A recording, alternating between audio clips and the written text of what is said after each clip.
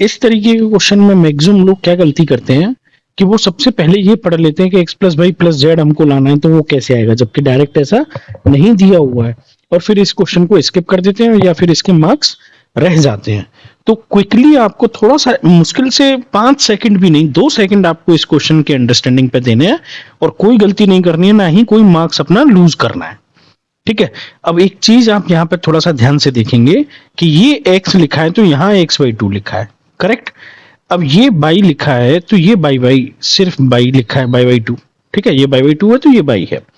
ये यहाँ पे z लिखा है आपका, तो यहाँ पे z/2 के साथ यहाँ पे z लिखा है, करेक्ट।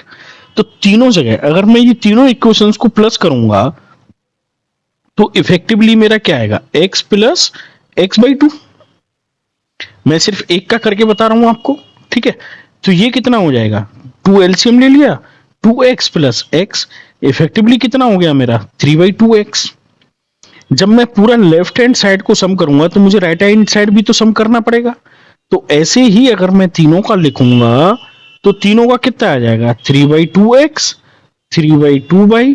आपको एग्जाम में बस एक का ऐसे ही ध्यान देना है और हैंड टू हैंड तुरंत इसको सॉल्व करते जाना है, टाइम नहीं खराब करना है। ये कितना हो जाएगा 3/2z।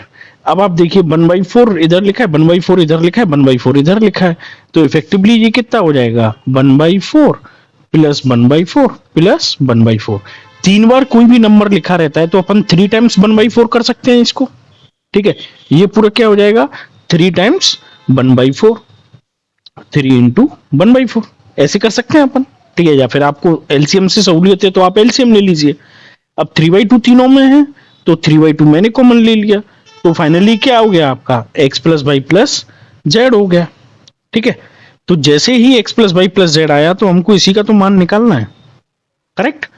तो अब यहाँ पे देखिए आप, मैं ये थोड़ा सा पेन बदल लेता हूं जिससे आपको कटिंग समझ में आए। ये 3 से ये 3 कट गया और ये 2 से ये कितने बार कट गया, 2 बार। तो इफेक्टिवली मेरी x plus y plus z equals to कितना आंसर आ गया 1/2। आंसर 3 मेरा सही है, ये सीटेट में पूछा हुआ क्वेश्चन है। तो ये ऐसे लाइक जंप या कैलकुलेशन को लेके नहीं छोड़ना है। ये मेरा लेफ्ट हैंड साइड है, ये पूरा का पूरा आपका, जहां पे कि ये वेरिएबल अपन बोलते हैं एक्स वाई जेड, ठीक है। और जो राइट हैंड साइड है इक्वल की बाद में है वो राइट हैंड साइड है।